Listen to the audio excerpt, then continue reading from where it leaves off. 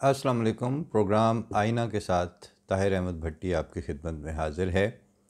दरमियान में एक दिन जो था वो कुतुब नुमा जो हम नया सिलसिला शुरू कर रहे हैं उसके लिए तारफ़ी प्रोग्राम की नज़र हुआ और उससे भी आप तक बात तो पहुंचती रही, लेकिन साथ साथ जो रोज़मर्रा के मामलात हैं वो चल भी रहे थे, नज़र भी आ रहे थे। कुछ चीज़ों पे बात हुई थी, कुछ पे पिछले हफ्ते में गुफ्तगू के तसलसल में अभी हमने मौखर कर रखा था। और फिर बात ये भी थी कि एक पर्टिकुलर इशू को हम बहुत ज़्यादा वक्त के लिए कैसे आगे लेके चल सकते हैं, हर चंद के उसकी अहमियत अपनी जगह पर, लेकिन हमें ये भी देखना है कि मुआशरे में जो मजमूई तौर पर एक समत और एक डगर बनी हुई है वो किस तरफ जा रही है।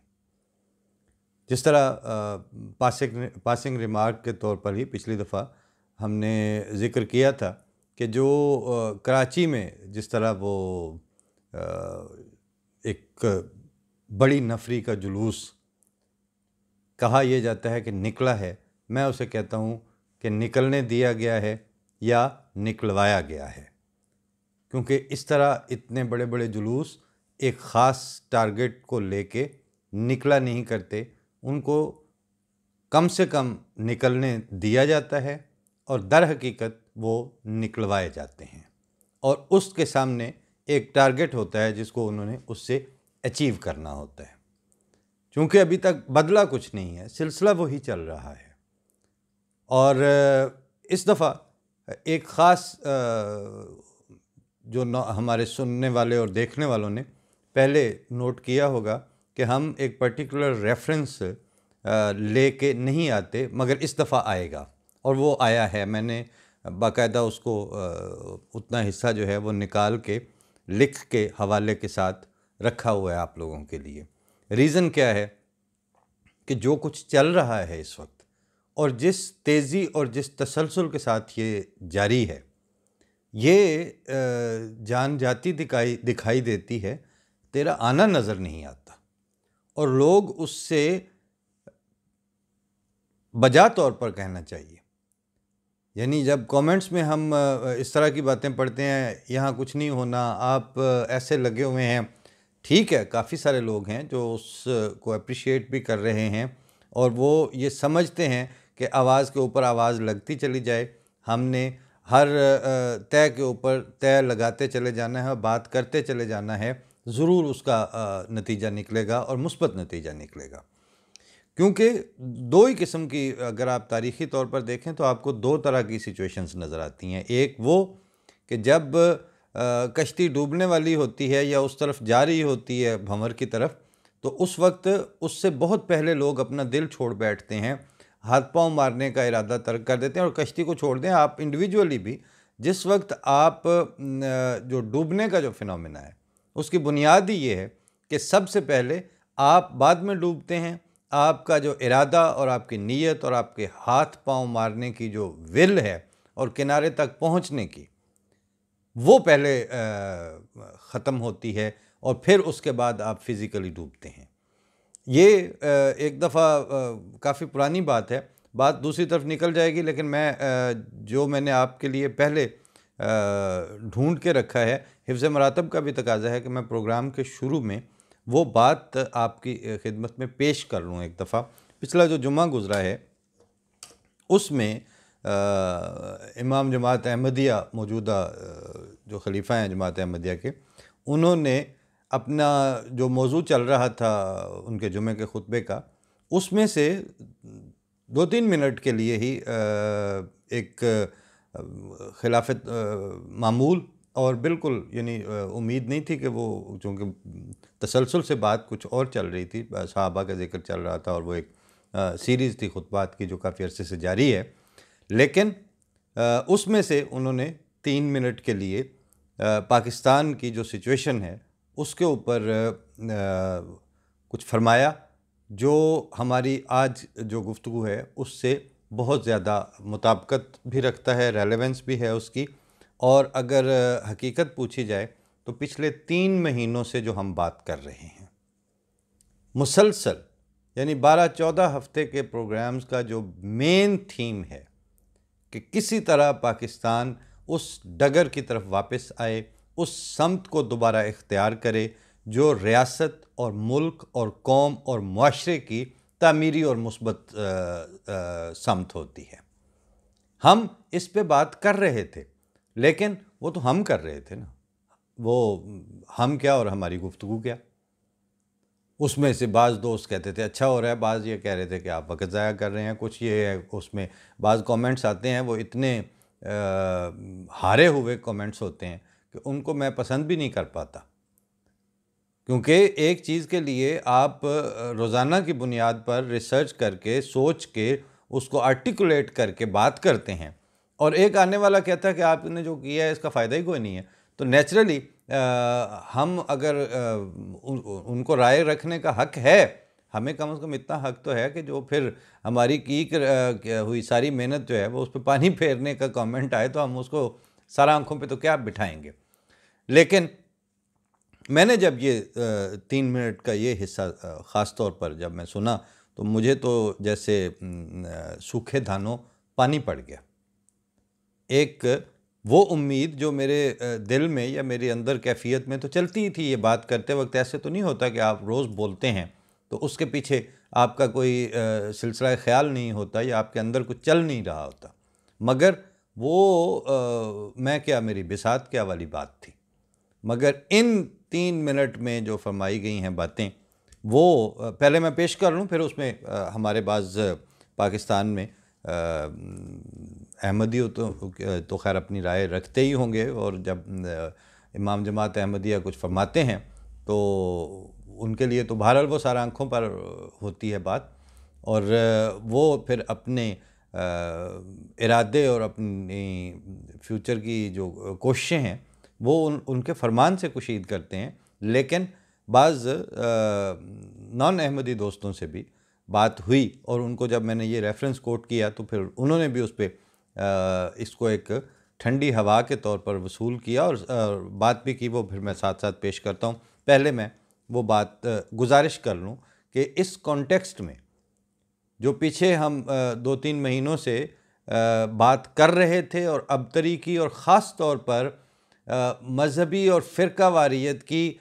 सिस्टमेटिक ग्रोथ, वो जिस तरह जारी थी, और हम जिस तरह उसको अपने ख्याल में ख्याल और एकेडमिक्स के लेवल पर काउंटर करने की अपनी सी कोशिश कर रहे थे, जिसकी कोई हैसियत नहीं है, बिल्कुल उसकी कोई, हमें कोई वो दावा नहीं है कि वो हमारे कहे की कोई अहमियत होगी। लेकिन जब ये गुफ्तगू सुनी 2-3 मिनट की, तो मुझे ये लगा कि इतना सा हिस्सा तो जो है वो गोया इस वक्त अहले पाकिस्तान के बदलते, बिगड़ते और भंवर में उतरते हालात के लिए एक ढारस, एक पतवार और एक सचमुच की उम्मीद की हैसियत रखते हैं। ये जुमा जो अभी गुज़रा है, तारीख़ उस दिन की मुझे इस वक्त एग्जैक्ट याद नहीं है, लेकिन मैं अगर आज 16 सितंबर है बुध को, तो आज से 4 दिन पहले का जो जुमा था उस में बिल्कुल आखिर में जाके तो अपने मौजू से थोड़ा सा हट के चलते हुए मौजू से, तो हज़रत इमाम जमात अहमदिया मिर्ज़ा मसरूर अहमद साहब खलीफतुल मसीहुल खामिस ने फरमाया है कि आज वो लोग जो पाकिस्तान की तामीर के ख़िलाफ़ थे, पाकिस्तान की असास और बुनियाद के दावेदार बनकर अपने झूठ और फ़रेब से अहमदियों को इस मुल्क के बुनियादी शहरी हुकूक से महरूम कर रहे हैं, जिसकी खातिर सबसे ज़्यादा कुर्बानियाँ अहमदियों ने दी। जिस दीन की बरतरी और ख़िदमत के लिए हमने हिजरत की, पाकिस्तान की पार्लियामेंट ने अपने सियासी मकासद की खातिर, पाकिस्तान की पार्लियामेंट ने अपने सियासी मकासद की खातिर उस दीन का नाम लेने पर भी हम पर पाबंदी लगा दी। हमें बहरहाल उनकी किसी सनद की ज़रूरत नहीं है, लेकिन हमें अफसोस इस बात पर ज़रूर होता है कि इन नाम नहाद मुल्क के ठेकेदारों ने अहमदियों पर ये जुल्म करके सिर्फ़ अहमदियों पर जुल्म नहीं किया, बल्कि पाकिस्तान पर जुल्म किया है और कर रहे हैं। और दुनिया में मुल्क की बदनामी का बायस बन रहे हैं, इसकी तरक्की में रोक बन रहे हैं। अगर ये लोग ना हों तो मुल्क इस वक्त तरक्की करके कहीं का कहीं पहुंच चुका होता। जो मुल्क को खा रहे हैं, दीमक की तरह चाट रहे हैं। लेकिन इसके बावजूद हम पाकिस्तानी अहमदियों का ये काम है, ख़ास तौर पर जो पाकिस्तान में रहने वाले हैं, कि मुल्क की तरक्की के लिए अपनी तमाम तर सलाहियतों के साथ कोशिश करते रहें और दुआ करें कि अल्लाह ताला इन जालिमों से इस मुल्क को पाक करे। ये उतना हिस्सा था जो मैंने उसमें से ट्रांसक्राइब करके आप अहबाब के लिए इसको अलग अलग से इंतखाब किया था। क्यों किया था? अव्वल ये कि जिन पे जुल्म की और आईनी तौर पर और उस जुल्म को लीगल हैसियत देकर करते चले जाने की तारीख़ मुअय्यन तौर पर 50 साल पुरानी है और खिलवाड़ करने की तारीख़ 53 से ही शुरू हो चुकी थी। यानी वो कितनी बड़ी एक एजिटेटिव सूरत हाल होगी कि जिसके नतीजे में उस वक्त फौरी तौर पर मिनी मार्शल लॉ और पाकिस्तान की तारीख़ का पहला मार्शल लॉ लगाना पड़ा। किस बुनियाद पर लगाना पड़ा? भूख की वजह से नहीं था, बदअमनी के बैरूनी हमलों की वजह से नहीं था। बात बात पे आप ये सुनते रहते हैं कि इसमें फ़लाँ का हाथ है, बाहर का हाथ है। कोई बैरूनी हाथ नहीं था, अंदरूनी हाथ था। उलमा थे और मुल्लायत वाले उलमा थे, साहिब इल्म, खुदा का खौफ रखने वाले। वो उलमा नहीं थे, बल्कि सियासत और इक़्तिदार की खातिर हर उसूली मौक़िफ़ से इन्हिराफ करना जायज़ समझने वाले वो उलमा थे। और दौलताना जैसे सियासतदान जो अपॉर्चुनिज़म को उस वक्त अपना माई बाप बना के बैठे हुए थे, उनके गठजोड़ के नतीजे में वो जुल्म बर्पा हुआ। तूलो अर्ज़ में पाकिस्तान के और ख़ास तौर पर पंजाब इतना बुरी तरह हिट हुआ। और किस हालत में हिट हो रहा है पंजाब और मुल्क और पाकिस्तान, कि जब अभी उसको मार्ज़ वजूद में आए हुए सिर्फ 6 साल का अरसा हुआ है। 6 साल लुटे पिटे कटे फटे हालत के लोगों के लिए और मुआशरे और मुल्क और इंतज़ामिया के लिए क्या हैसियत रखते हैं? कितना वक्त होता है? अभी आप दहाइयों और डेकेड्स की बात करते हैं, अभी पूरा एक डेकेड नहीं हुआ था। लेकिन उनको अपने उससे इक़्तिदार से गरज थी, इसलिए कि उस वक्त जो तहकीकाती अदालत के जजेस थे, उन्होंने उनके मुतालबात की लिस्ट पढ़ पढ़ के उसमें ज़िक्र किया है कि ये मजहबी इशू के अंदर इनके मुतालबात सारे सियासी थे। ये ख़त्म नबूवत के तहफ़्फ़ुज़ के लिए जो सामने आए हैं और जुलूस निकल रहे हैं ख़त्म नबूवत के तहफ़्फ़ुज़ के लिए, इस्लाम के तहफ़्फ़ुज़ के लिए, इस्लाम ख़तरे में है। और मुतालबों की लिस्ट क्या है? ज़फ़रुल्लाह ख़ान को वज़ारत ख़ारजा से हटाया जाए। मुतालबे क्या हैं? इनको जो कलीदी असामियों से, यानी MM अहमद उस वक्त खटक रहे थे इनकी आंखों में, उनको हटाया जाए। और उस वक्त जो सिस्टम भी था उसको नज़र आ रहा था कि अगर इस वक्त इनको गिव इन किया गया, इनके सामने घुटने टेके गए, तो पाकिस्तान की बका की कोई ज़मानत नहीं है। ये कहना इतना ज़्यादा इंसाफ नहीं होगा कि उस वक्त फैसला वो मार्शल लॉ का, जनरल आज़म के इक़दाम का अहमदियों की मोहब्बत या हमदर्दी में किया गया था। बिल्कुल नहीं ऐसा। रिट एस्टेब्लिश करनी मुल्क के मफाद के लिए ज़रूरी थी। मुल्क बचता नज़र नहीं आ रहा था और फिर वो करना पड़ा और किया गया। सो मच सो कि मौलाना मौदूदी तक को उसमें सज़ा सुनाई गई। उसके बाद जैसे दम लेने को वो रुका हुआ था, वो सारा तूफ़ान और उस तूफ़ान के ठेकेदार, उसके पैदा करने वाले, उसको बढ़ोतरी देने वाले, उसमें बुग़्ज़ और इनाद का ईंधन झोंकने वाले। तावक्ते के जिस वक्त भुट्टो साहब के सियासी मफाद के साथ वो मजहबी मुनाफरत का कार्ड लेकर आए, तो भुट्टो साहब ने तो चूंकि उंगलियों पे नचाना तो सीखा हुआ था, लेकिन कायदे आज़म का नाम सारे लेते हैं, टोपी उस तरह की, जिना कैप तो कितने की 700-800 की बन जाती है, वो 700 की टोपी पहनने से तो वो काम नहीं बनता। बात तो ये है कि जिन्ना साहब के, मोहम्मद अली जिन्ना, कायदे आज़म के जो औसाफ हैं और उनके वाली जो विल है और उनके वाली जो अपराइट पोजीशन है, वो लेनी मुश्किल है। टोपी खरीदनी तो और शेरवानी सिलवानी तो कोई काम नहीं है। तो वो जो कायदे अवाम थे, उन्होंने पहली दफ़ा पाकिस्तान की तारीख में आइन के अंदर रास्ता दिया मुल्लायत को, और उस दिन से लेके जनरल ज़िया ने तो वो एक सड़क जो बन गई थी उसको मोटरवे बनाया है, सिर्फ चौड़ी करके दिखाई है, उसकी लेन ज़्यादा की है। लेकिन अब आप देखते जाएं, ये जो जितने जावेद चौधरी और इधर उधर के ये जो मिसालें देते हैं कि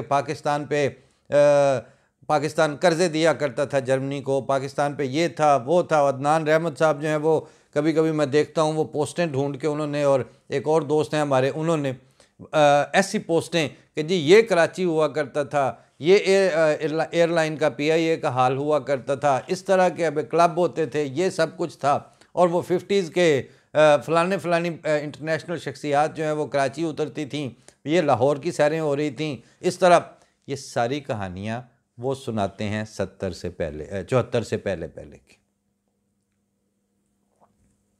उसके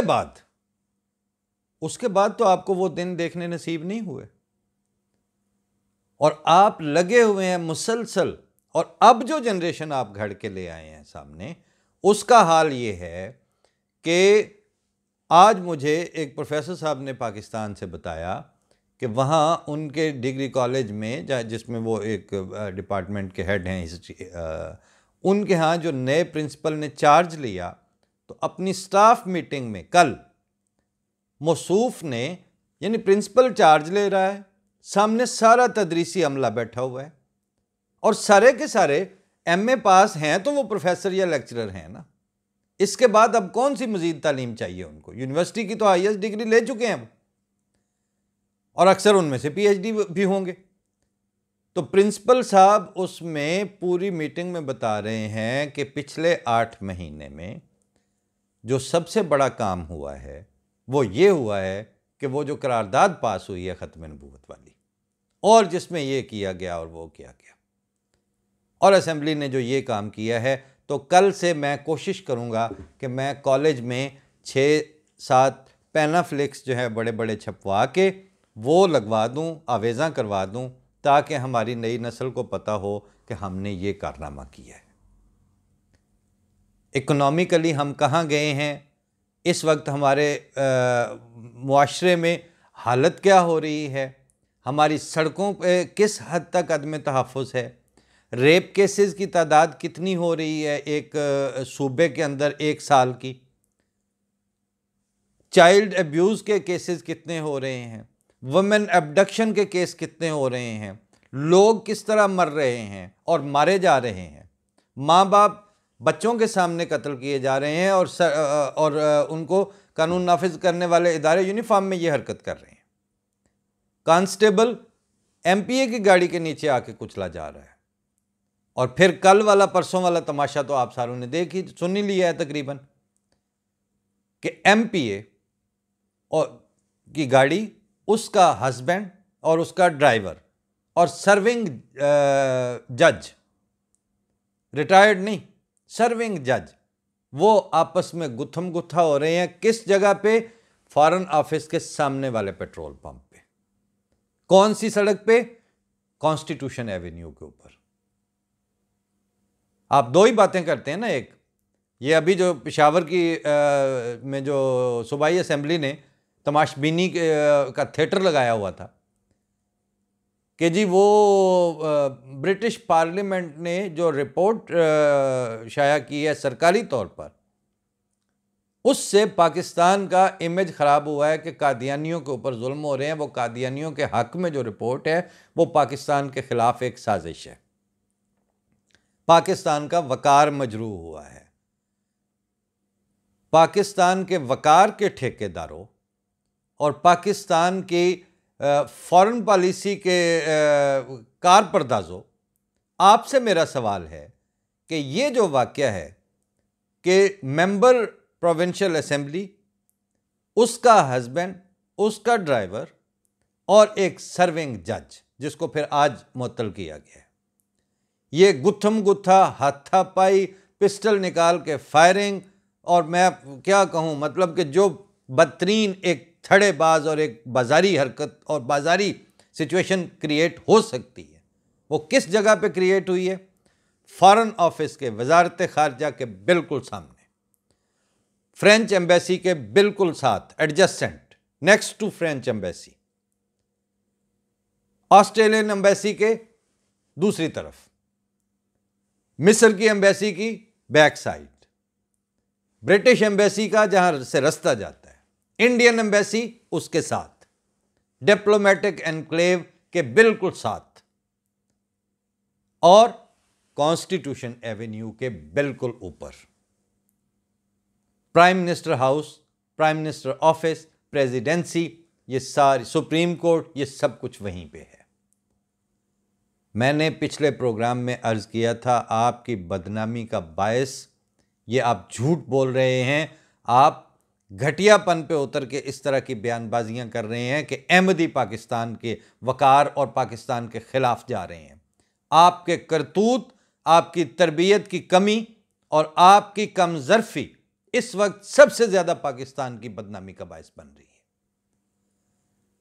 और आपको, चूँकि आप पिछले 40 साल जो आपको फीडर दिए गए हैं, वो इल्ज़ाम तराशी, झूठे इल्ज़ाम, तोहमतें, बुग़्ज़, इनाद और साजिशी थ्योरियाँ, ये आपके सिरिलैक की रेसिपी थी, जो जनरेशन आपने पैदा की है, जो परवान चढ़ाई है पिछले 20 साल में, 40 साल में, उसमें अगर 20-20 साल के 2 जनरेशन हैं, वो ये स्टफ़ आपने तैयार किया है। जहाँ तक आपका ये सवाल है, जिस वक्त तक इमरान खान साहब के ऊपर वो मुलवाने पहुंच नहीं गए थे टेप रिकॉर्डर लेके कि ये आपने आतिफ मियां का नाम क्यों लिया, उससे पहले पहले इकोनॉमिस्ट पे जहां जाके उसकी आंख ठहरी है आपके वुड बी प्राइम मिनिस्टर की और अब प्राइम मिनिस्टर की, वो तो फिर आतिफ मियां ही था। अगर वो इतना ही गैर अहम शख्सियत थी आपके लिए, तो उसको नॉमिनेट करने के बाद उसके ऊपर इतनी ले दे हो के आपको मुसीबत क्या पड़ी हुई थी। और जब कोविड-19 का इशू आया है, तो आपके सारे टेलीविजन मेन स्ट्रीम चैनल्स के ऊपर जिस बंदे ने आपको सबसे ज़्यादा सेंसिबल तरीके से और आपकी सोशियो पॉलिटिकल सिचुएशन के साथ ज़रा सी भी फंबलिंग किए बगैर सिर्फ आपके फ़ायदे के मुशावरत आपको प्रोवाइड की है अमेरिका में बैठ के, वो डॉक्टर फ़हीम थे। दोनों अहमदी। आपको मतलब क्रिएट क्या किया है आपने, और उसके बाद अभी आपका दिल नहीं भरा। किस बात से? पाकिस्तान के गद्दार हैं, इस्लाम से वफादार नहीं है।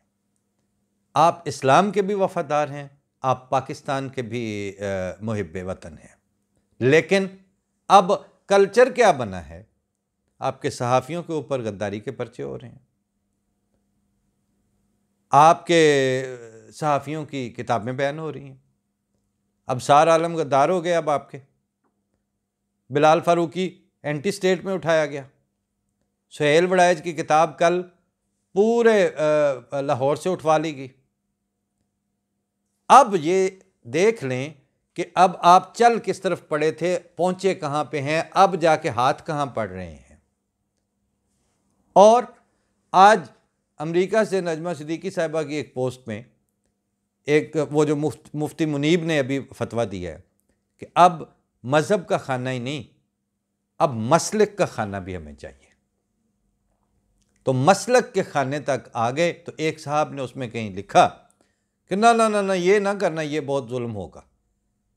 तो मैं मजबूर था, फिर मैंने उसमें कमेंट कर ही दिया जाके, जिस पे उन्होंने अपनी रजिस्टर कर दिया, मुझे बता दिया नजमा सिद्दीकी साहिबा ने कि हाँ ये बात ठीक है। तो मैंने कहा कि आपने मज़हब का खाना जब रखा था उसका क्या जवाज़ था? अब उस नाजायज़ बात की जवाज़ के ऊपर आप खड़े हैं तो अब इंतज़ार करें, क्योंकि उसकी कोख से अब ये सारे नाजायज़ बच्चे जो हैं वो पैदा होंगे, मसलक के और ये और वो। और आज के दिन में सुबह सुबह जो बदतरीन खबर सुनने को मिली कि 2 शिया हजरात को अटक में भरे चौक में दिन दहाड़े गोली मार के मार दिया गया, शहीद कर दिया गया उनके। मैंने मुजतबा हैदर शराजी साहब से सुबह फ़ोन पे कंफर्म किया, उन्होंने कहा जी बिल्कुल ऐसा हुआ इस्लामाबाद में। बात करके अगर बेवक़्त ना होता तो हम उनको ले भी सकते थे साथ, उनका अगर जो भी आएगा उस पर वो भी आपको अपडेट कर देंगे। और पूरा कराची जो है उसमें किस तरह वो जुलूस और किस तरफ ये लेके जा रहे हैं। इन दिनों में जब मैंने ये जो शुरू में मैंने पढ़ के आपको सुनाया, ये 2-3 अपने दानिश्वर लिखने वाले मीडिया के दोस्तों से ये बात शेयर की, तो मुझे खुशी ये हुई कि उन्होंने इमाम जमात अहमदिया की इस जो बात थोड़ा सा मैंने इक़्तिबास आपको सुनाया है, उस पे उन्होंने कहा कि भट्टी साहब हो सकता है कि वो, मैंने उनको बताया कि मौजू कुछ और चल रहा था और उसमें हज़रत साहब थोड़ी 2-3 मिनट के लिए उसमें से डाइवर्जन लेके तो ये बात कर दी आज पता नहीं। तो मैंने कहा मुझे तो या हमें तो ऐसा लगता है कि ये भी अल्लाह ने करवा दी है। तो वो आगे से कहते हैं बहुत मुमकिन है कि मिर्ज़ा साहब के ने जो इस तरह की बात की है तो हो सकता है कि ये ठंडी हवा पाकिस्तान के लिए और पाकिस्तान में हालात की हकीकी तब्दीली के लिए जो हवा चलनी हो वो इन्हीं चंद लाइनों, इन्हीं चंद विशफुल थिंकिंग और इन्हीं दुआओं के नतीजे में चल पड़े।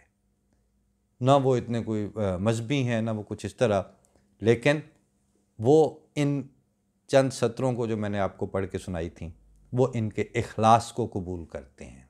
उनका दिल मानता है कि ये ऐसा हो सकता है और वो वहाँ पर और दुनिया भर में आबाद पाकिस्तानी ओरिजिन रखने वाले अहमदियों की ज़हनी, कल्बी, फ़िक्री सलाहियतों और उनके patriotism to Pakistan and commitment to Islam and religious values and human values, वो इन चीज़ों को भी अच्छी तरह जानते हैं।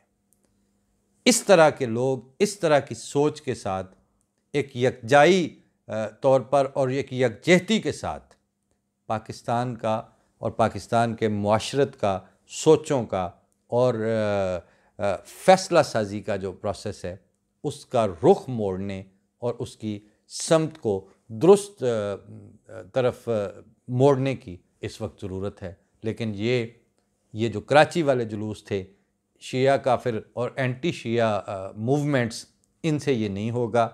ये आप आग से खेल रहे हैं, इससे वापस हटें और पाकिस्तान फॉर ऑल के प्रोसेस की तरफ वापस आएँ। अगर मैं बार बार अर्ज़ कर रहा हूँ कि या पाकिस्तान सबका है या फिर ये किसी का नहीं है, आप इसको पाकिस्तान फॉर ऑल की तरफ आपको वापस आना होगा, वरना हालात बहुत ख़तरनाक हैं। मेरे कहने की ज़रूरत नहीं है, जैसे मैंने मिसाल दी है कि आपका जो प्रेवलेंट स्टफ़ है वो तो फिर वही है कि वज़ारत ख़ारजा के दफ्तर के सामने, एम्बेसियों के दरमियान और कॉन्स्टिट्यूशन एवेन्यू के ऊपर ये कैरेक्टर शो कर रहे हैं। और फिर आप हमें कह रहे हैं अहमदी पाकिस्तान की बदनामी का बायस बन रहे हैं और पाकिस्तान का वक़ार ख़राब कर रहे हैं। किसके ज़रिए? ब्रिटिश पार्लियामेंट की रिपोर्ट के ज़रिए। अपने किए धरे के ऊपर ख़ुद गौर करें और अपनी हरकतें तब्दील करें, वरना अब ये सूरत हाल आप लोगों के हाथ से निकलने की तरफ जा रही है। अल्लाह ताला इस मुल्क पर रहम फरमाए, इस मुआशरे पर रहम फरमाए और आप लोगों को वाक़ईतन दयानतदारी के साथ सोचने की तौफ़ीक दे। और जब से मैंने ये दुआ पहुंचाई है और जो ये राय पहुंचाई है, मुझे यकीन है कि अल्लाह ताला ठंडी हवा के समान कर देगा इस मुल्क के लिए। लेकिन उसके लिए आप लोगों की ज़हनी और आप लोगों की के ज़र्फ़ में मुस्बत तब्दीलियों की शदीद ज़रूरत है। फ़ी अमानिल्लाह पाकिस्तान। अस्सलाम वालेकुम।